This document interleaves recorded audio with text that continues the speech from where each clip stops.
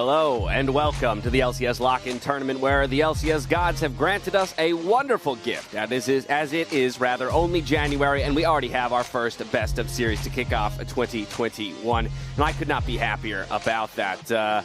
Here we are on the LCS. Mark's already given our producers a heart attack by not flipping his camera on until about 4 seconds before the show went live.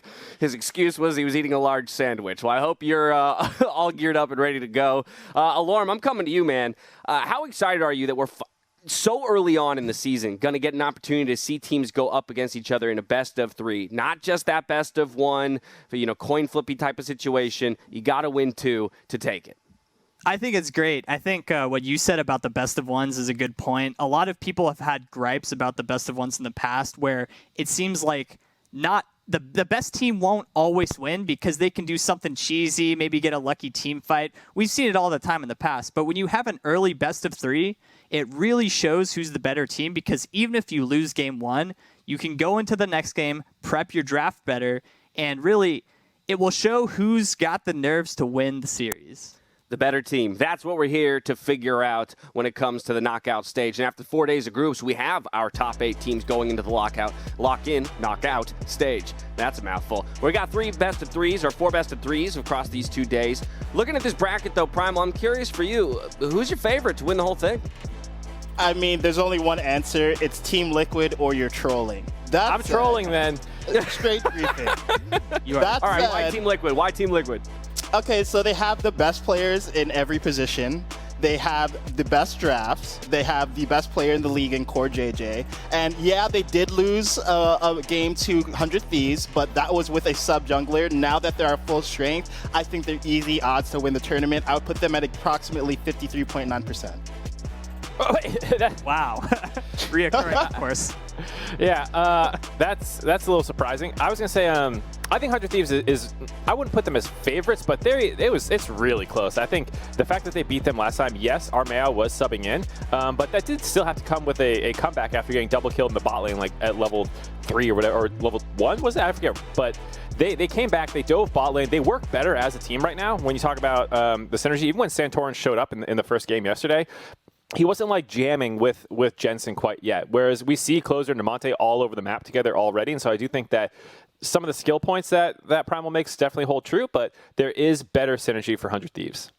I do agree that Team Liquid is probably the favorite here, but I do want to give some props to 100 Thieves and EG. I think those are the 2 other teams that have had pretty solid wins that looked convincing. It's like, yeah, they knew what they were doing. While some of the other top teams like C9 or TSM, their wins were a little shaky, and we saw some errors here and there. So I think between TL, 100 Thieves, and EG, one of those 3 are going to take it. But if I was a betting man, I'm going all in on TL. All right, a lot of confidence in that Team Liquid squad, but I think an interesting, second piece to this whole discussion is the fact that the teams have been isolated into 2 groups, and we've long talked about how it looks like that 100 Thieves TL group seems just a little bit stronger than Group B, but it'll really be up to EG to show us, whether or not they were light years ahead of the rest or just, against worse competition. The semis, though, are going to help back up the perceived strengths of these different groups as we talk about this Evil Geniuses squad that went 3-1 in group stage. Yeah, I think EG, it was the surprise of week 1, the fact that they were the only 3-0 team in the tournament at that point. They did lose their first game of this week, but it's something that it was like they already secured it. They tried a couple different things. I think EG looked incredible in terms of all the players working well together. We talked about synergy with 100 Thieves a little bit. EG looked like they had been playing for a long time together, and I was super impressed with Ignar and Impact, and definitely all the new additions actually looked really, really good and cohesive. Took a bit of a hit, though, in that loss, as we saw to FlyQuest just yesterday, narrowly missing the undefeated group stage run. But if we look ahead at our second best of 3 for the day, we have another installment in that C9 versus TSM rivalry, where the most important matchup might be where each team has shown the most variance so far in this year. And that, of course, is the top lane, Alorm.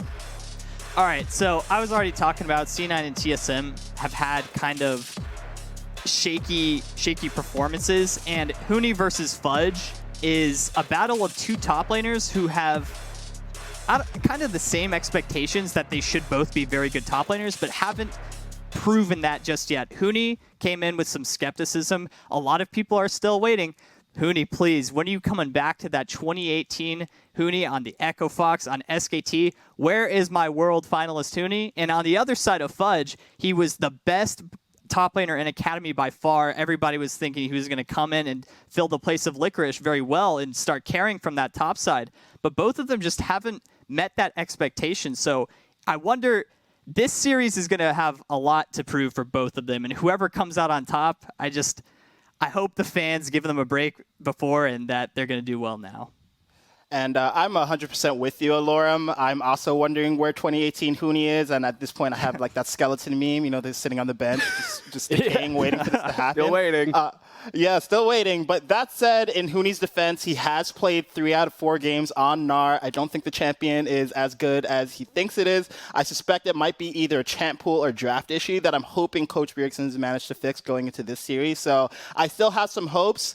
Fudge, I'm a little shakier on. That said, I think on some of these carry picks, like the Camille, he's looked okay. So if they can get him good picks in a good matchup, I think he'll be fine.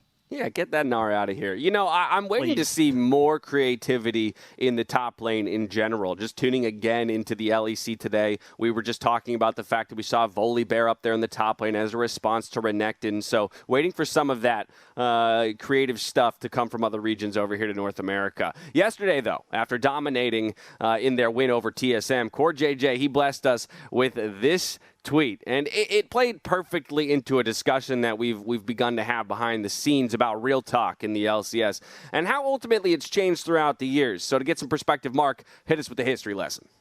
Yeah, I mean, for people who have been in the scene a long time, you remember the glory days, I guess you would say, of the old kind of trash talk that happened. You had Hotshot and Saint on Reddit, going back and forth, just flaming each other, airing the dirty laundry. Doublelift and Reggie were always talking smack. There was the EU versus NA memes, when Gambit and TSM were talking way back in the day, M5, It was just this different era where people just said what they thought, and a lot of people had strong opinions. It wasn't always kosher what they were saying necessarily, but it made it super interesting for fans because there were all these different opinions and ideas to latch onto.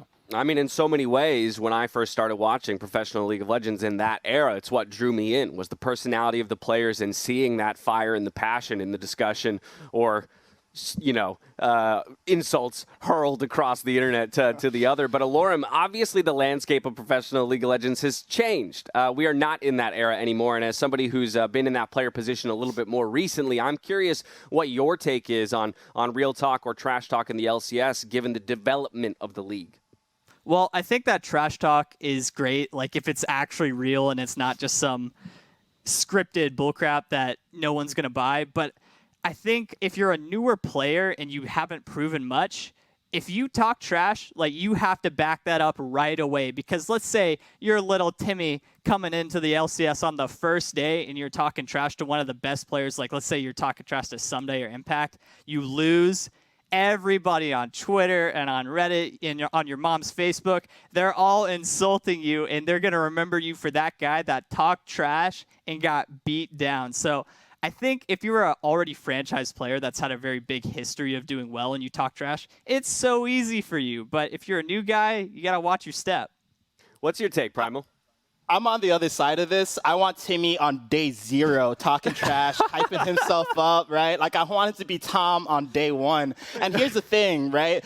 Obviously, we all saw Fudge's comments about brainless, and then he kind of got memed on and lobotomized and all that. But I like that he put himself out there, because at the end of the day, you get credit when you call your shot beforehand, and you get credit if you call your shot on day 1. And when we look at players who are really good and are known for real talk, like Jensen, Jensen's been talking real since day 1. Even when he was getting blasted on his first game as Kog'Maw versus Bjergsen, he was still saying, look, I think I'm really good and I'm going to be one of the best mid laners. So I really like it, and I agree with Alorum. It needs to be authentic. It needs to be coming from the heart, but I want to hear it immediately. All right, Mark, if you were Timmy's PR guy, what would you be recommending? I would say go for it. I mean, I don't like when people just say, oh, yeah, I'm going to murder him. And it's, obviously not what your thought is, and you're just saying crap to say it. I want, what's real to you. And so, one of the things I appreciate about that Jensen stuff is, he's not throwing out trash talk to be incendiary. He's giving his honest thoughts on other teams, and it's just what he thinks about them. You know, going back to last year when he was like, I think TSM's really overhyped by the community, and people were talking about, he was talking about Bjergsen a little bit too. He got memed to hell for it, you know, like just because he was a more established player, he was not protected from the community in Reddit threads and everyone speculating like, oh, he's obsessed with Bjergsen, or like, oh, he hates that he's never been like gotten the recognition he deserves. That didn't stop him. Comes out this week talking about perks, then later on talking about how TSM's draft sucks. You know, like he just says what he thinks, and so I really appreciate that out of Jensen. And I think I would say like, hey, to Primal's point, he was doing that from day one. You can do it, and I'm not saying it has to be trash talk. Just tell me what you're really thinking, because then I can actually, you know, we can talk about that. There's a discussion behind it. But if it's just like, man, this guy sucks, you know, like I can't say anything about that. It's like, okay, that's hilarious. Let's move on. I do think it's important to recognize as well, Alorum, to your point, that there's inherent risk involved. And I think the risk has become greater as time has gone on with, again, investment, sponsorship, team identity and org identity that you now have to represent or live up to. So do you feel like there's maybe a middle ground here that players can actually strive for? Yeah, I mean, I think it depends on how long you've been around again. I don't want someone to revolve their whole personality around trash talk. Some could say that Doublelift did that, but I think Doublelift had a lot going for him, and it was kind of like he was the original. So I just want to see that middle ground where it's you can talk trash, but maybe make it constructive, because if you're just being an idiot and saying some stuff that no one will agree with, and you're just going to look stupid on social media, you're not really going to show, oh, look at this confident guy coming into the league.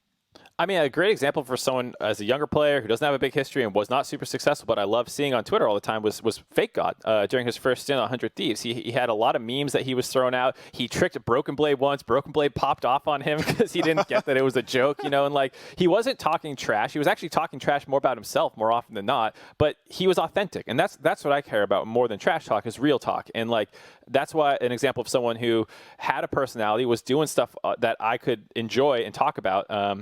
That's what an alternative to just saying like, oh, I'm going to dumpster everyone. Fake God didn't say that. He was just like, lose lane, win game, haha. And it just like took on a life of its own. Primal, final thoughts? I think the important thing to note here is that trash talk is an art, right? There's a good way to do trash talk and there's a bad way to do trash talk. But I think above all, I would rather someone fall on their face than hide.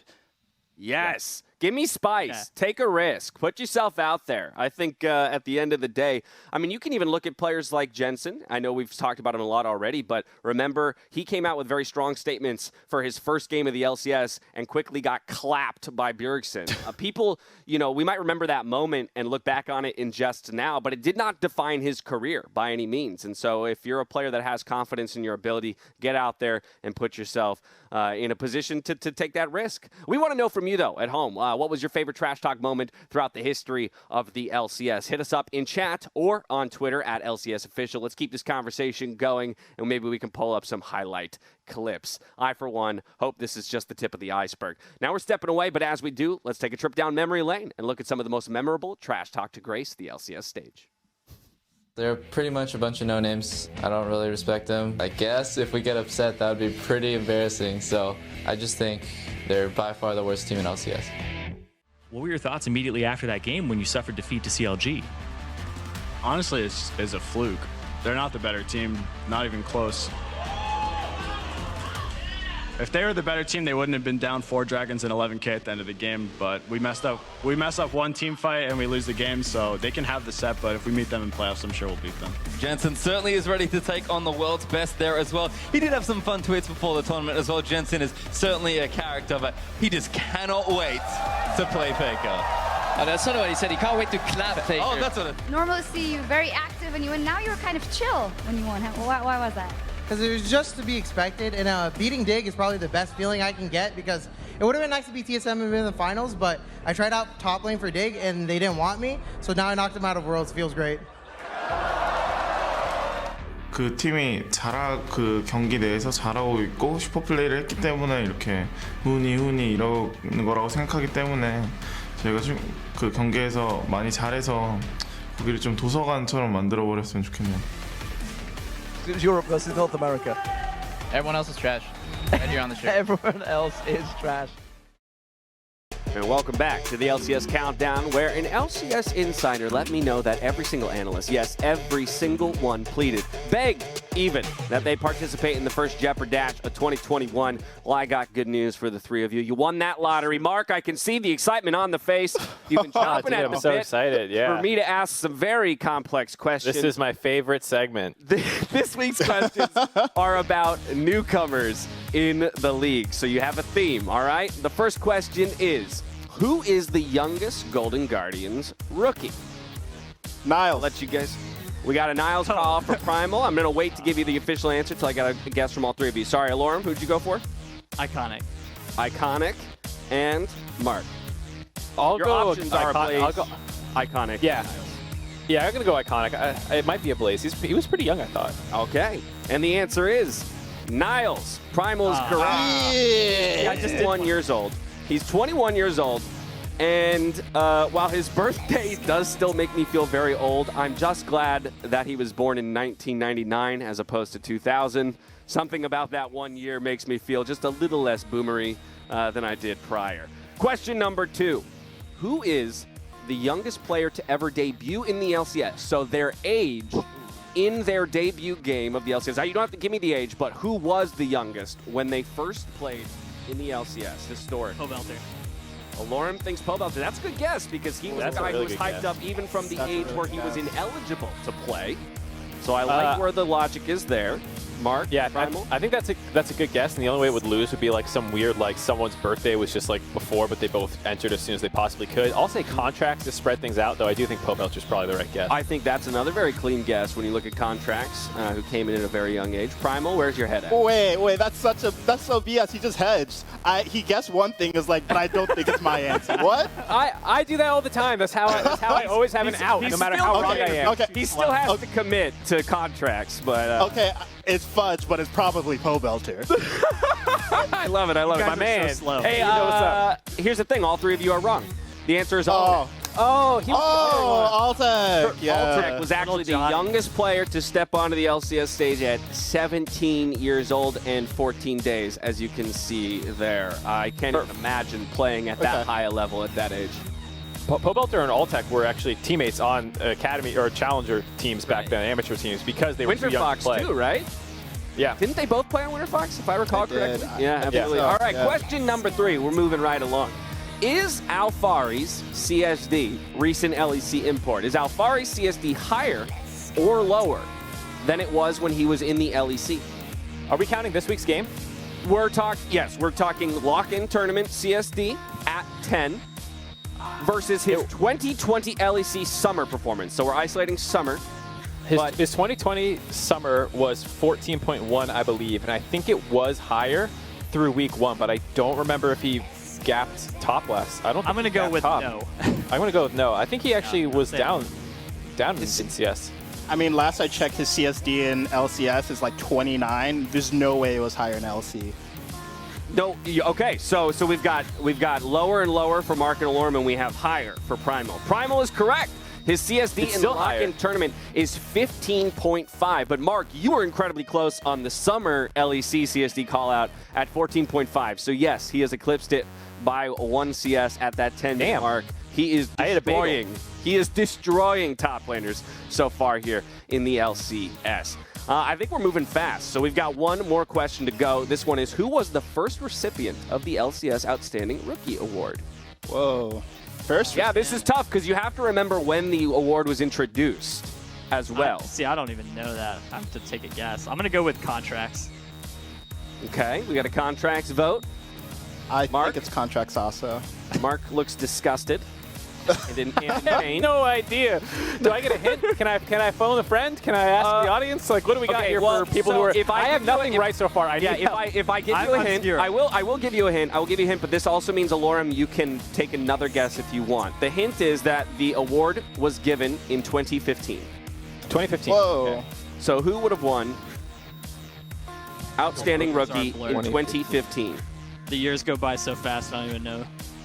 Yeah, who was even playing back then? I know, right? Yeah. Now you're like, oh my goodness, this like half the league, more than half the league was different. You want another hint? Sure, yeah. keep them coming. This player is still an active player in the LCS. So they have not retired. They are still an active player in the LCS. Didn't help. LCS or Academy? In the LCS. They are an active player in the LCS. They won Rookie 2015 spring. I've given you everything. Who was good then? TSM was still good. So who was the jungler for TSM? Hey, was still good. No, it's definitely not TSM. Was it Santorin or was it? Yes, Mark, Amazing? you are correct. I'm just gonna. Oh, I'm just gonna jump at it. It was Santorin, 2015 spring. You only needed 14 hints to get there. I'm so proud of you. Well done, gents. But I thought it would be kind of fun to look back on a lot of the rookie numbers, historically, because it seems like in a lot of ways that's kind of the theme of 2021 is the new faces to the LCS. Will we see some of these records broken? Who will be the next rookie to take home a trophy of that degree?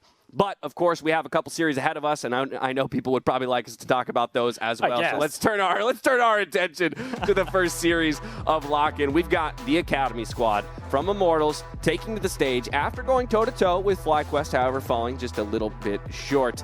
They're enormous underdogs, Primal. I think that's something that can't be avoided here. Yeah, I mean, it's kind of an everything gap. Honestly, if I'm Immortals, I'm just looking to have a strong performance. We saw Joey pop off one game. Maybe he can recreate that magic this time. But at the end of the day, you got one of the strongest teams in the tournament, round one of a knockout. There's no shame in not advancing, but I think they just want to put together a performance that they're proud of. And I'm getting a little bit of deja vu here. Immortals putting in their Academy team after the first. Oh, no. Where have I seen that before? Where have I seen this? And is it going to work out this time? Because last time, I don't remember it going so well. But you know what they probably need? They probably need a Malphite in the top lane, Alorum. That's probably what they need. Yeah. And they played that. They played that yesterday. I saw Tapoon on the Malphite. I'm sitting in my chair, like pumping my fist. Yes, he's doing it. So I'm glad that they're doing that, and I'd like to see Immortals play like these kind of straightforward, engaged teamfight comps. I think they have a rough road coming up ahead of them, so they need to stick to the basics and try and just out-team fight their players, the enemy team, because their players are not bad, of course. They've got good mechanics. I just want to see... I want to see an upset for my old boys Immortals. Yeah, I think we'd all like to see at least 3 games, which means they'll have to at least take 1. But I like where your head's at. Keep it simple. Keep it solid, a lot like they had yesterday. Just execute a little bit better in the mid to late game. But it is going to be a tough task going into this best of 3 as they face a tournament favorite in 100 Thieves.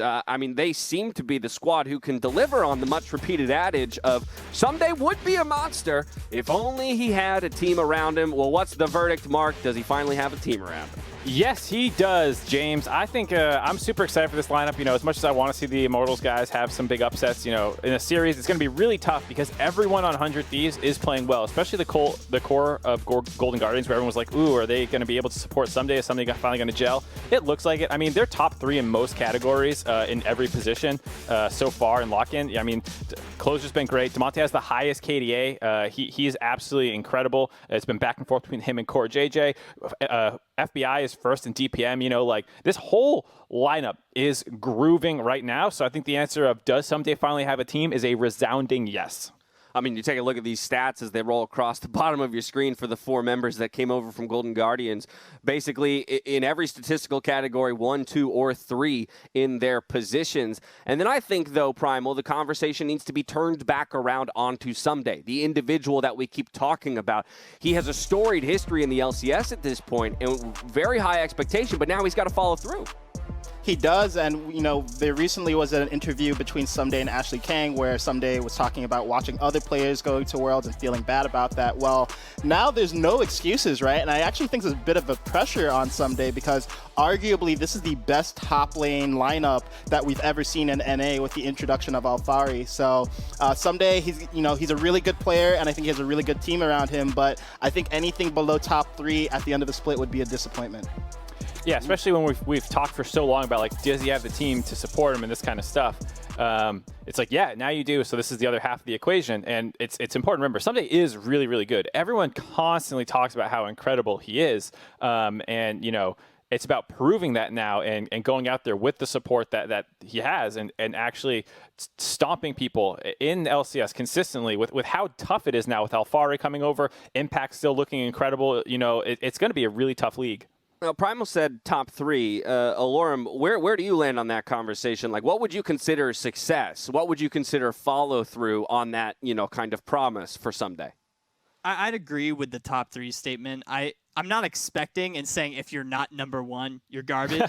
But I think it's pretty easy for someday to have success here because, as we all know, he's already been such an incredible top laner for so long. And with the cohesion from the other 4 previous Golden Guardians members coming over to 100 Thieves, how can he not do well? All he has to do is stay the same. He doesn't have to do anything extra anymore.